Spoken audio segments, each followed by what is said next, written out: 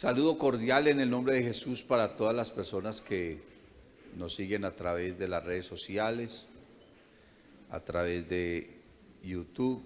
Amén. Gracias a Dios por tenerles allí, por estar atentos a la voz de Dios, a esta enseñanza. Amén. Que Dios nos trae en esta hora. Gloria al Señor Jesús. Así que bienvenidos. El libro de los Hechos de los Apóstoles, capítulo 2, el verso 38 dice: Pedro les dijo: arrepentíos y bautícese cada uno de vosotros en el nombre de Jesucristo para perdón de los pecados, y recibiréis el don del Espíritu Santo. Pentecostés. ¿Sabe, hermano? El apóstol Pedro nos habla acerca de la necesidad de crecer en el conocimiento de la palabra. Amén. Es una necesidad en cada cristiano, en cada persona que ha creído al Evangelio, que ha creído a la palabra. Crecer en el conocimiento. Amén. Usted necesita saber. Usted necesita entender qué es lo que dice profesar. Qué es lo que usted dice creer. Porque uno no puede creer en lo que no conoce. ¿Cierto que no? Uno no puede creer en lo que no conoce, en lo que no sabe. Y Dios, hermano, nos ha provisto entonces su palabra a través de un medio escrito. Gloria al Señor Jesús. Pero desde el principio de la creación, Dios siempre se ha dado a conocer. Dios se ha dado a conocer de parte de su creación. Eso dice la carta a los Romanos en el capítulo 1. Amén. Que Dios se ha dado a conocer a toda su creación, a toda su obra. Bendito el nombre del Señor Jesús. Y el escritor a los Hebreos dice que Dios ha hablado muchas veces. Y ha hablado de muchas maneras. Y lo ha hecho o lo hizo, amén, a nuestros padres a través de los profetas, hablando pues del pueblo de Israel. Amén, gloria al Señor. Pero ahora en esta época, el Señor nos está hablando a nosotros a través del ministerio de la predicación, amén, a través de la Biblia, a través de la Biblia. Gloria al Señor Jesús. Algunas personas entonces Dios las llamó para que comenzaran a escribir todo lo que Dios ha querido que su pueblo sepa. Y en este caso el libro de los Hechos de los Apóstoles, que fue escrito por un discípulo del apóstol Pablo, amén, llamado Lucas, gloria al Señor, que se dio a la tarea de escribir en orden, porque él dice que él se dio a la tarea de escribir en orden las cosas que han sido ciertísimas entre nosotros. Alabanzas al nombre de Jesús. Entonces, él escribe el Evangelio según San Lucas y escribe también el libro de los Hechos de los Apóstoles. Y entonces Lucas comienza a escribir en su mayoría cosas que él no presenció. Gran parte de lo que sucedió en el libro de los Hechos de los Apóstoles, pues Lucas estuvo presente, porque Lucas fue fiel compañero del apóstol Pablo, amén, en sus viajes misioneros. Cuando usted lee el libro de los Hechos, usted nota el lenguaje que Lucas usa, él se incluye. Y entonces nosotros fuimos a tal lugar, y estuvimos en tal parte o pasó eso, y él siempre se incluye ahí porque él estaba ahí. Pero por ejemplo, cuando escribió todo lo que tiene que ver con el Evangelio, él ni siquiera había conocido al Señor, y los primeros capítulos de este libro de Lucas. Entonces, él lo hizo y lo escribió porque se dio a la tarea de investigar, de escudriñar, de entrevistar personas, de orar a Dios, de pedirle al Señor que lo dirigiera. Y entonces surgió este maravilloso libro de los Hechos de los Apóstoles. Amén. Que realmente es los Hechos del Espíritu Santo. Ahora, nosotros sabemos y entendemos por la palabra de Dios que Dios es espíritu. Amén. Y la Biblia dice que Dios busca adoradores, servidores, seguidores, amén, creyentes, siervos, que lo hagan en espíritu, pero que lo hagan en verdad. Amén. Y cuando dice en verdad, se refiere a una vida íntegra. El hecho de ser íntegro, hermano. Ser un cristiano íntegro.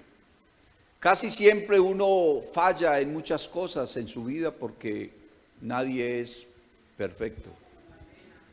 Pero el Señor dice, mis ojos pondré sobre los fieles de la tierra para que estén conmigo.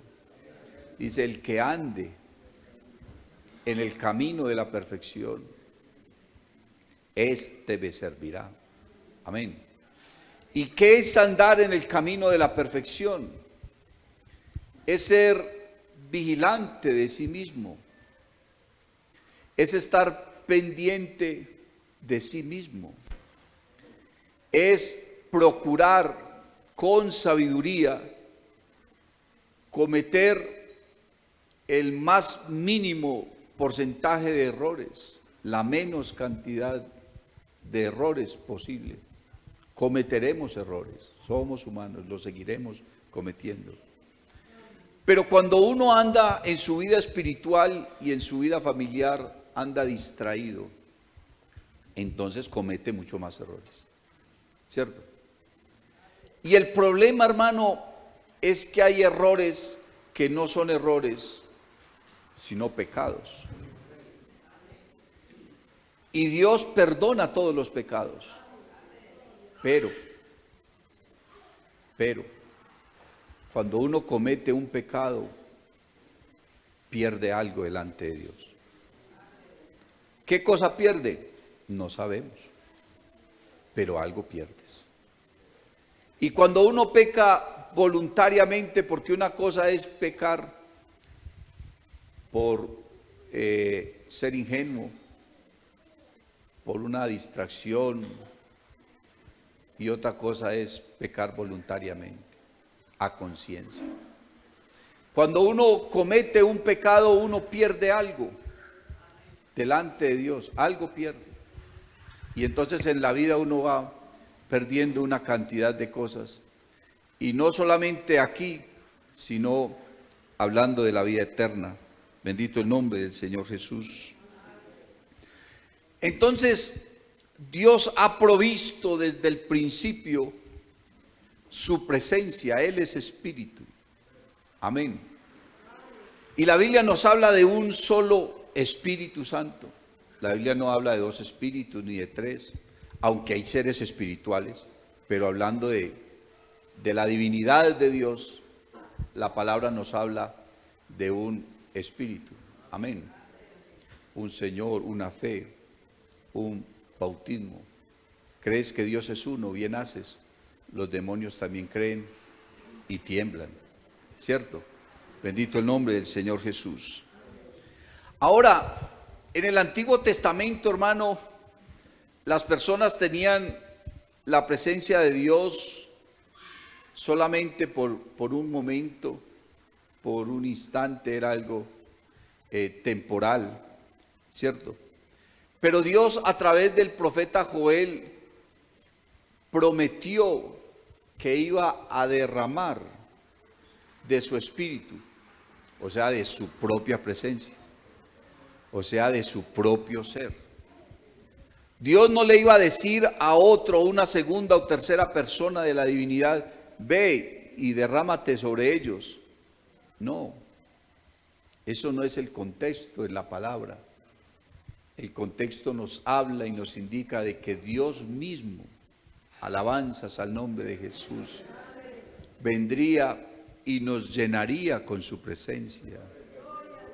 Amén, nos habría de cubrir con su sombra, tal cual le pasó a María, que la Biblia dice que Dios vino y la cubrió con su sombra. Amén, y el Espíritu Santo engendró en ella y comenzó a formarse entonces nuestro Señor Jesús dentro del vientre de María. El Señor prometió entonces a través del profeta Joel que en los postreros días, y resulta que los postreros días se iniciaron no ayer, los postreros días se iniciaron en el día de Pentecostés. Amén. Porque cuando el Espíritu Santo descendió sobre aquellas personas que estaban en el aposento alto, como 120 dice la Biblia, entonces Pedro se puso en pie y comenzó a hablar de esa profecía de Joel y dijo, porque Dios mismo lo prometió, que en los postreros días, y él estaba hablando hace más de 2000 años, entonces los postreros días van más de 2000 años.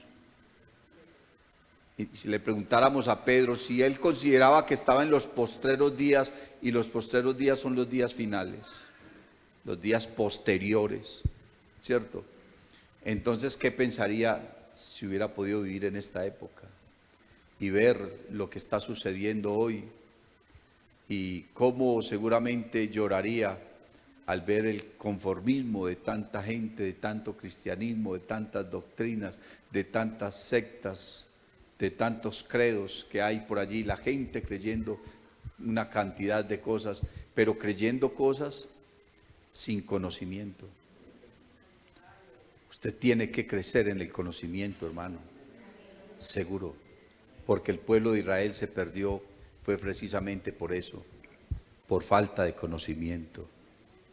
Entonces Pedro dijo, hablando de la profecía de Joel, dijo, porque en los postreros días, dice Dios, derramaré de mi espíritu sobre toda carne.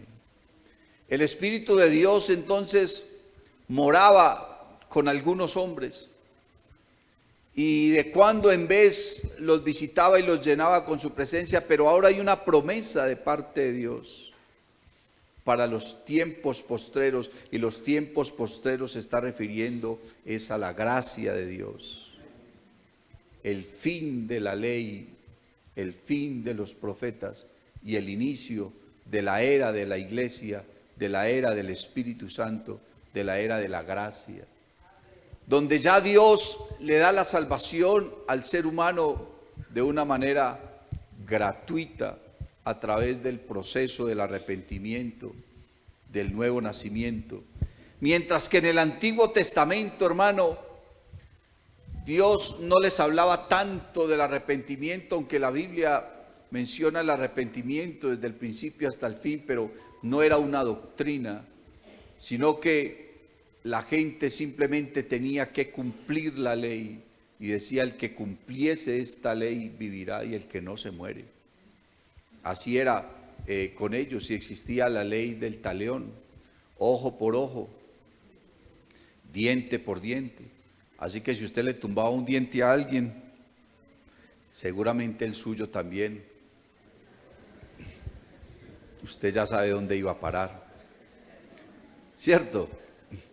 Tal cual obrara usted con alguien, así mismo iban a hacer con usted. Bendito el nombre del Señor Jesús. El Señor entonces, cuando da los mandamientos, le dice al pueblo, amarás al Señor tu Dios sobre todas las cosas.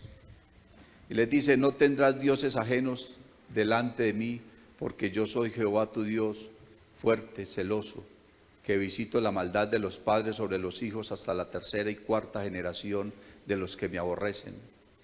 O sea que si alguien era un pecador, toda su descendencia estaba atada a ese pecado y eran castigados por ese pecado. Pero ahora entonces, a través del profeta Ezequiel, el Señor entonces nos cambia de manera profética para esta dispensación que estamos en la gracia. Cambia esa ley y ahora pone su gracia y dice: porque el hijo no llevará el pecado de su padre, ni el padre llevará el pecado de su hijo. Todas las almas son mías, pero el alma que pecare, esa morirá. Usted no es culpable de los pecados de su hijo, ni su hijo es culpable de los pecados suyos. Así en el Antiguo Testamento funcionaba. Pero Dios ahora cambia eso para beneficio nuestro y nos da la gracia. Y promete entonces derramar de su presencia y de su Espíritu Santo sobre la vida de aquellos que le han amado y le han servido. Gloria al Señor Jesús, de aquellos que le han conocido. Cuando leemos este verso del libro de los Hechos de los Apóstoles, verso 38 del capítulo 2, encontramos una serie de cosas importantes en estos versos, porque dice: Pedro les dijo: arrepentíos y bautícese cada uno de vosotros en el nombre de Jesucristo para el perdón de los pecados, y recibiréis el don del Espíritu Santo. Encontramos aquí, hermano, varias cosas que enriquecen este texto, un texto que ha sido controversial por tantas personas, contradecido, mal interpretado, mal entendido. Y tenemos que mirar, hermano, la ocasión de este texto, de lo que sucede allí en aquel lugar. Pentecostés es una fiesta que celebra el pueblo de Israel. Una fiesta que tiene su cumbre 50 días después del día de la Pascua. O sea, 50 días después de la muerte de Cristo.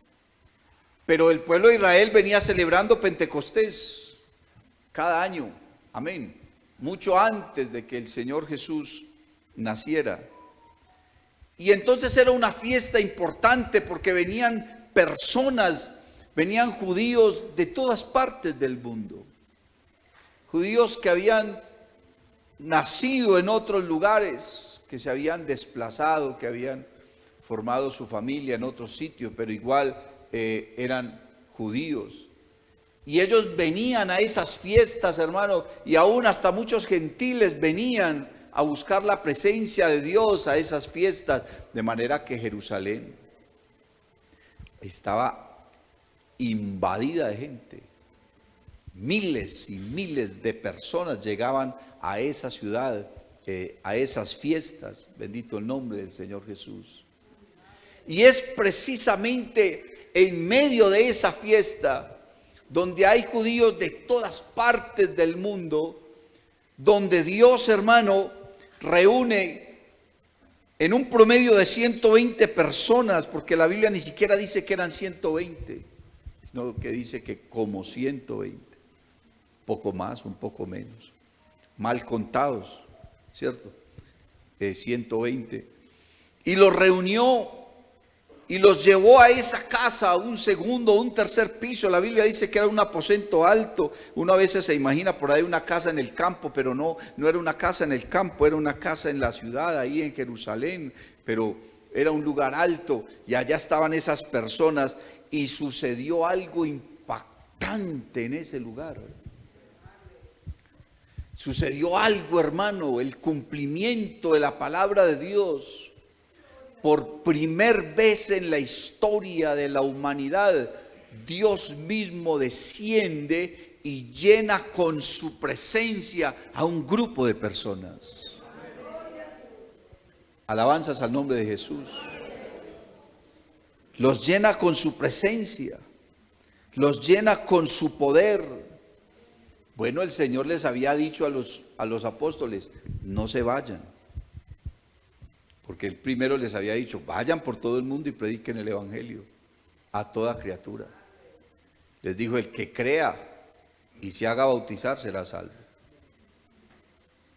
Pero el que no crea, entonces ese será condenado.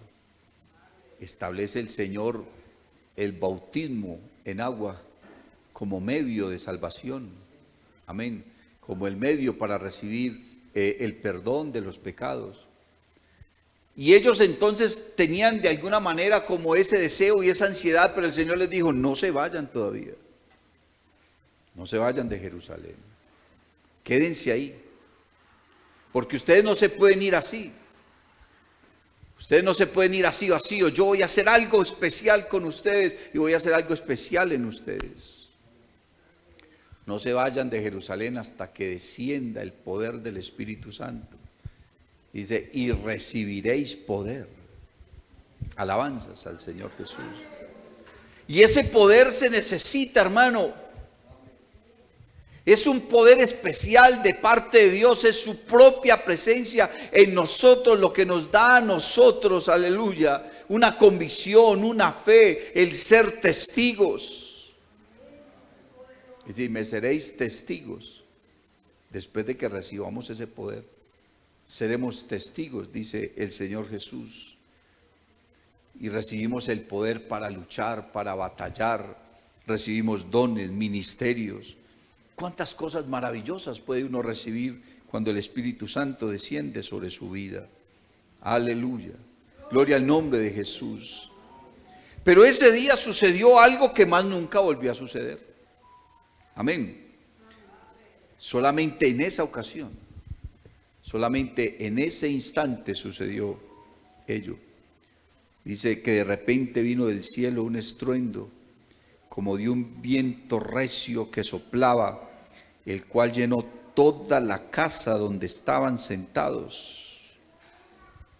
Y se les aparecieron lenguas repartidas como de fuego, asentándose sobre cada uno de ellos. Y fueron todos llenos del Espíritu Santo y comenzaron a hablar en otras lenguas según el Espíritu les daba que hablasen.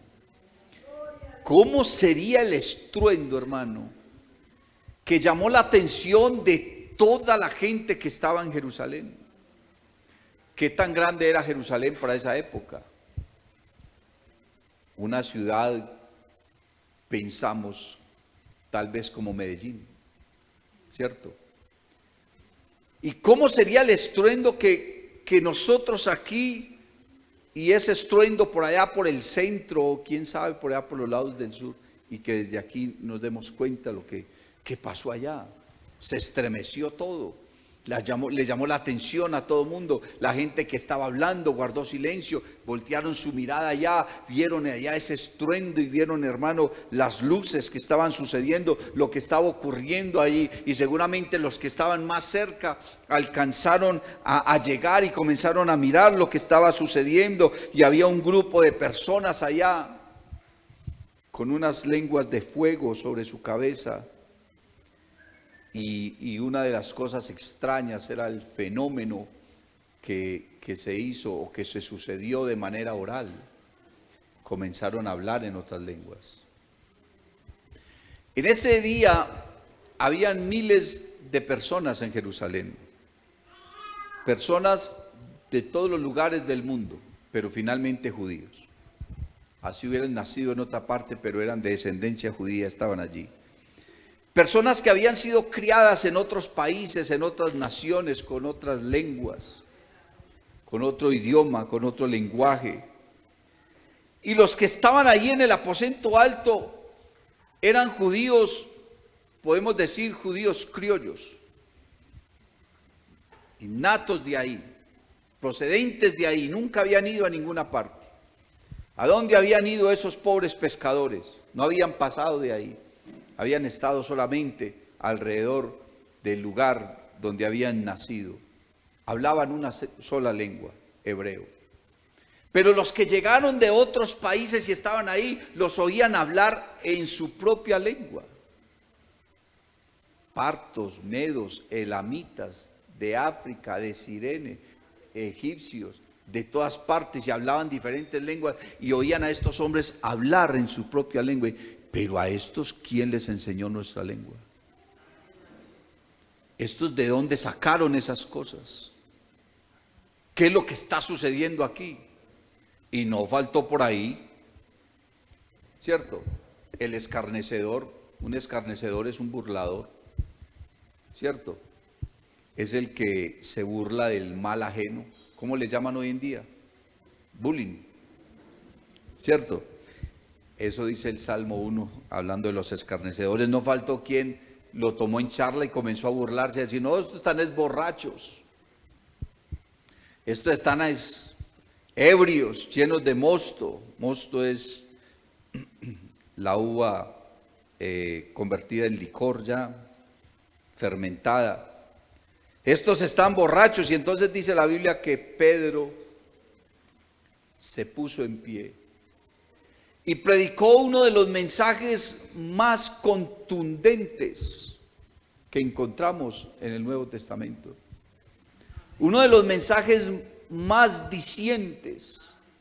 Comenzó a hablarles de Cristo y los guió a todos en el ministerio de Cristo hasta la cruz. ¿Y cómo sería ese mensaje, hermano, con esa unción y con esa autoridad que tenía ese hombre en ese instante? Que comenzó a predicarle y la gente comenzó a compungirse, o sea, comenzaron a llorar. Usted dice, estos evangélicos, ¿por qué lloran? Es que la palabra de Dios nos hace llorar, a unos de gozo y a otros de arrepentimiento. Pero Pedro comenzó a predicar y esos judíos que estaban ahí, ¿cuántos judíos habían ahí? Miles. Miles de judíos habían ahí, amontonados ahí frente a esa casa.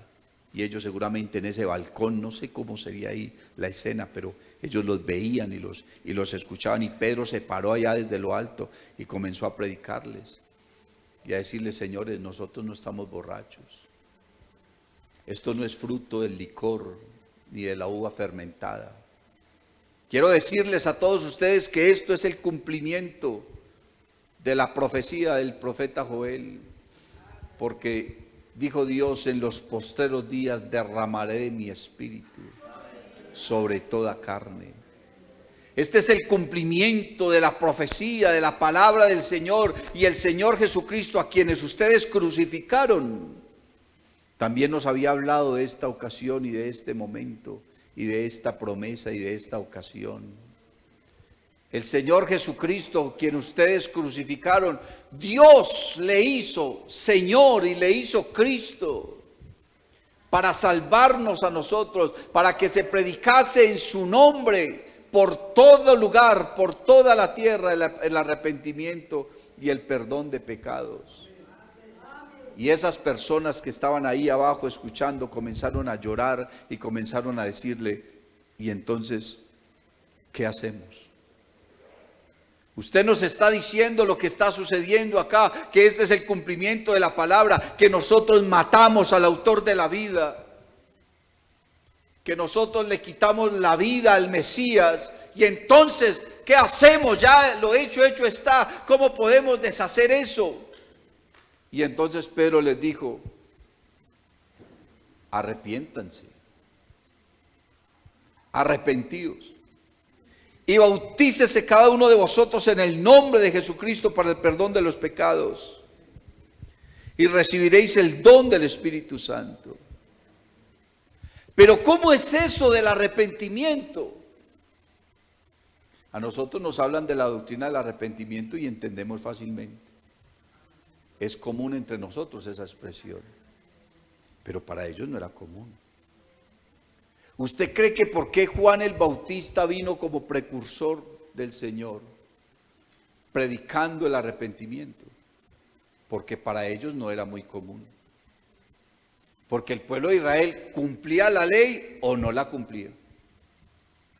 No había como lugar al arrepentimiento. Usted ve en el libro de los Salmos el arrepentimiento de David y es un arrepentimiento fuera de serie. diferente. ¿Por qué? Porque David de alguna manera había recibido la revelación de parte de Dios hablando de su misericordia. Porque él fue el que más escribió de la misericordia de Dios. Y David quería apoyarse en la misericordia de Dios, pero David todavía no entendía ni conocía la gracia, que es diferente. Él decía, contra ti solo he pecado y hecho lo malo delante de tus ojos.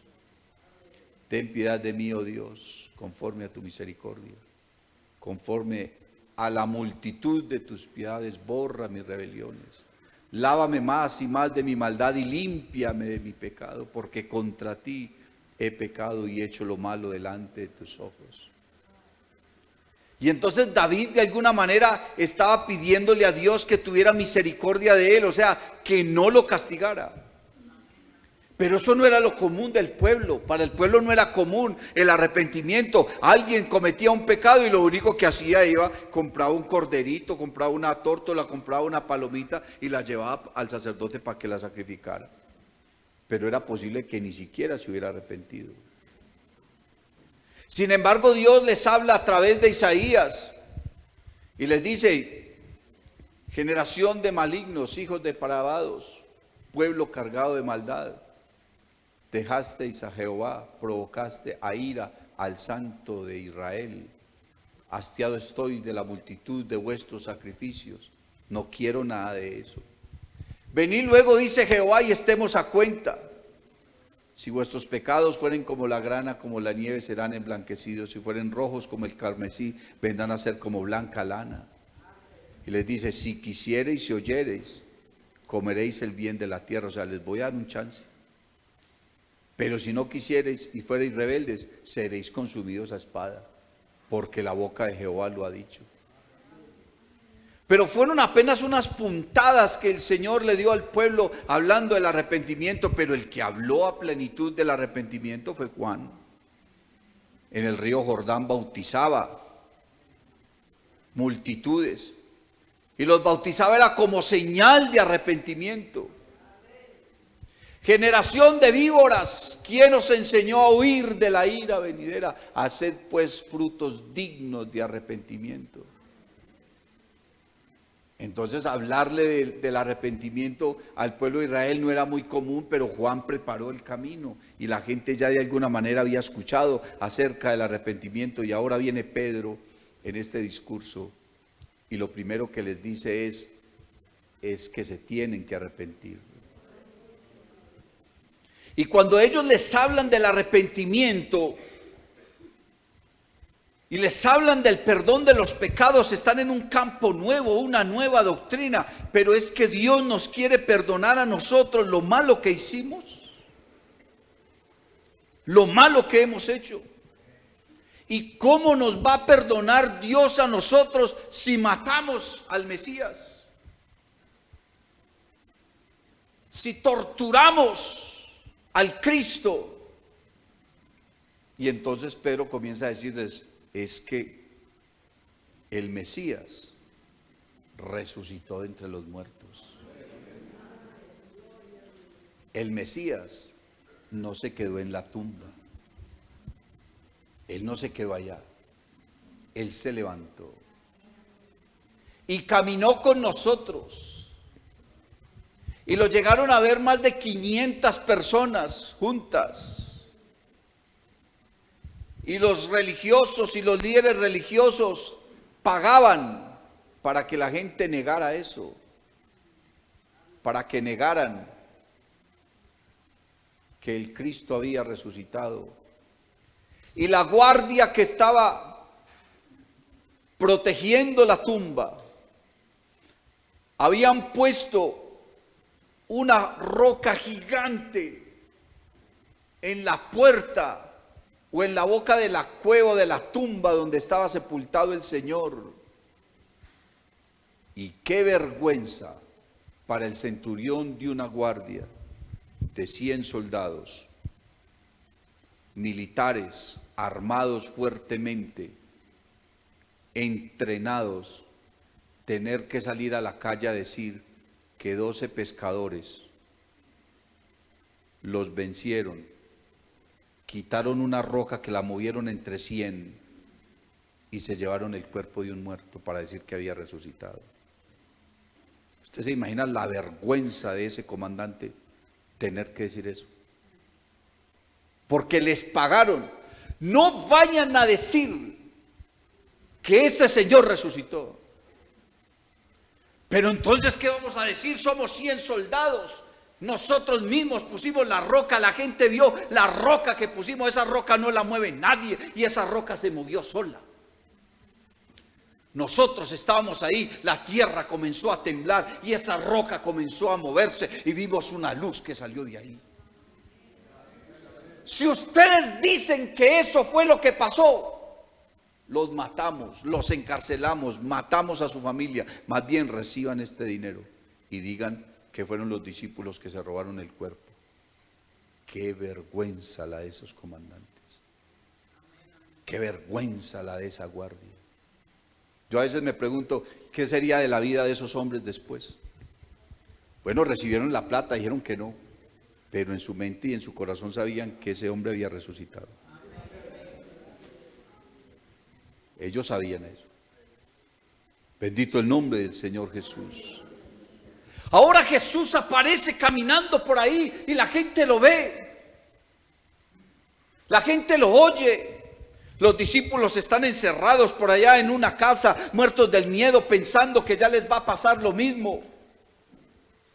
Y están encerrados en esa casa, le pusieron tranca, candado a esas puertas, ventanas cerradas, y están ahí muertos del miedo. Y de un momento a otro se aparece el Señor en medio de ellos y les dice: paz a vosotros. Paz a vosotros. Aparece Jesús en medio de ellos. Ellos lo miran, comienzan a temblar.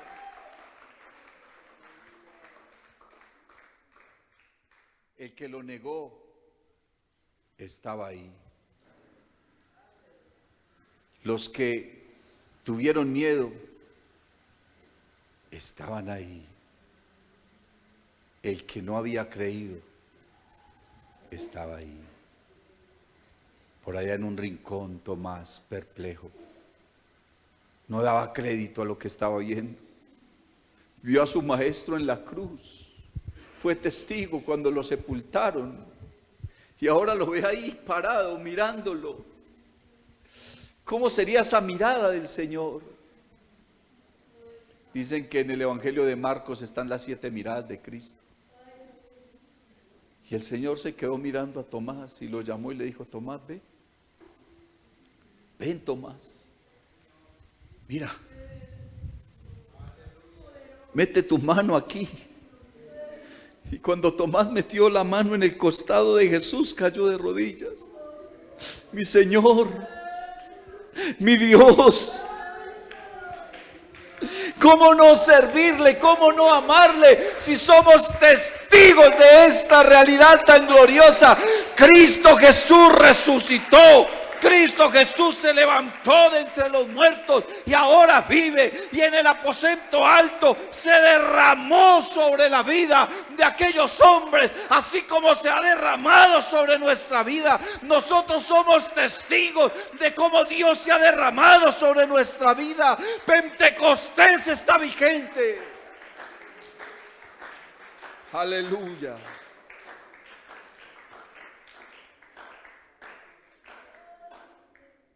Y entonces Pedro comienza a predicarles del arrepentimiento. Yo no sé si nosotros hemos entendido bien el arrepentimiento. ¿Qué connotación no tenía para el pueblo de Israel? Porque finalmente esa generación pasó. Pero ¿qué connotación tiene el arrepentimiento para nosotros hoy? Porque pareciera que a veces nosotros jugamos con Dios. Pareciera que estuviéramos jugando al cristianismo. Pareciera que es más importante retener un cargo. pareciera que es más importante retener una posición que retener la salvación. ¿Cuánta gente está hoy en día ministrando, predicando en posiciones de reconocimiento dentro de la iglesia, pero sin salvación? Pero sin salvación, con pecados ocultos, con vidas dobles. Y venimos a culto y escuchamos la palabra y seguramente hasta lloramos, pero nuestra vida no es genuina. Hablamos con hipocresía, juzgamos a los demás, señalamos, cuestionamos la doctrina, la santidad, la fidelidad. Nos referimos con mala intención a otra persona, engañamos, mentimos, sobornamos a un agente de tránsito, no respetamos las leyes, no atendemos a la autoridad, no somos responsables, tenemos las cosas de Dios en segundo o en tercer plano.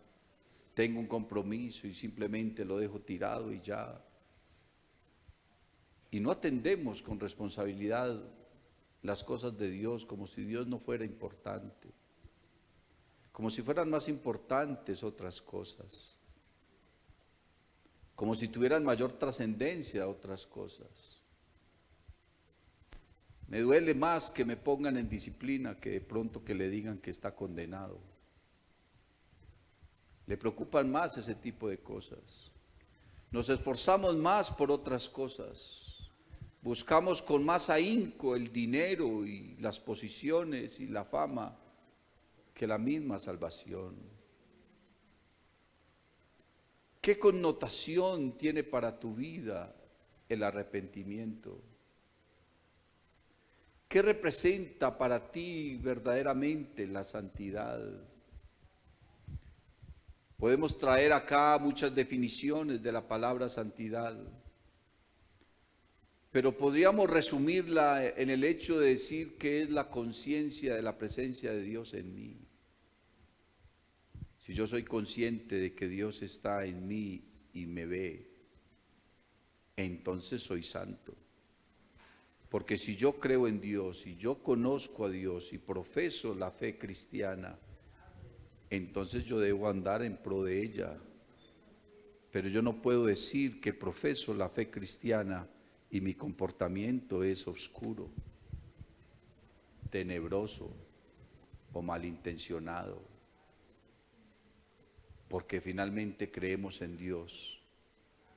Y como dijo la mujer, el Dios que me ve. Bendito el nombre de Jesús. No basta solamente con bautizarse. Si bien el bautismo forma parte integral de la vida cristiana y nos hacemos cristianos a partir del bautismo, porque es a partir del bautismo donde recibimos el perdón de los pecados. Pero el bautismo no es la cumbre de la vida cristiana, porque el bautismo es solamente un asunto de conciencia. Dice la Biblia que es la aspiración de una buena conciencia hacia Dios. Pero Pedro advierte y dice, el bautismo no quita las inmundicias de la carne. Tú no dejas de ser un pecador porque te bautizaste. Para ser creyente tienes que bautizarte, pero el hecho de bautizarte no te convierte en creyente. No sé si me hago entender. El bautismo no quita las inmundicias de la carne. Es posible que alguien que se haga bautizar siga siendo un pecador. ¿Qué le faltó entonces? Le faltó arrepentirse de verdad. Y el arrepentimiento es un asunto que va más allá de venir a un altar y llorar. El arrepentimiento es un asunto que va más allá simplemente de decir perdón. El arrepentimiento tiene que estar precedido de un cambio genuino en la vida, una transformación profunda del ser, no solamente de sus actuaciones, de sus actos, sino de su manera de pensar, de su manera de ver las cosas, de la manera como anhelamos el cielo, porque pareciera que no anhelamos el cielo. ¿Y por qué digo que a veces no anhelamos el cielo? Tenemos en poco el congregarnos, tenemos en poco el culto, tenemos en poco la comunión con los santos. Y lo único que nosotros tenemos del cielo en esta tierra es el momento en que estamos en comunión. En ninguna otra parte estarás tan cerca del cielo como lo estás en un culto, como lo estás en la comunión con los hermanos. Porque el Señor dice que ahí es donde Él derrama bendición y vida eterna. Ahí es donde Él derrama bendición y vida eterna. No estoy diciendo que si usted se pierde un culto se va a condenar. No, yo me pierdo muchos cultos y me los he perdido. Y no por eso nos vamos a condenar.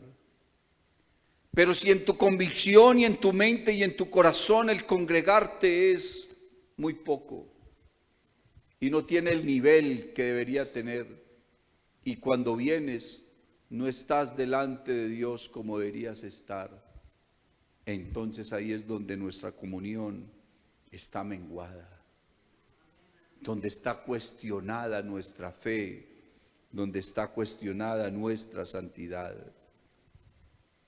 Ha de ser entonces el arrepentimiento verdadero, hermano, el precursor de una vida consagrada, de una vida en santidad, de una vida de fe, de una vida donde lo que se busca es la llenura de la presencia de Dios, porque si nosotros amamos a Dios, tenemos que buscarlo, tenemos que llenarnos de Él, tenemos que procurar su presencia, tenemos que procurar sus bendiciones, tenemos que procurar la santidad, la perfección.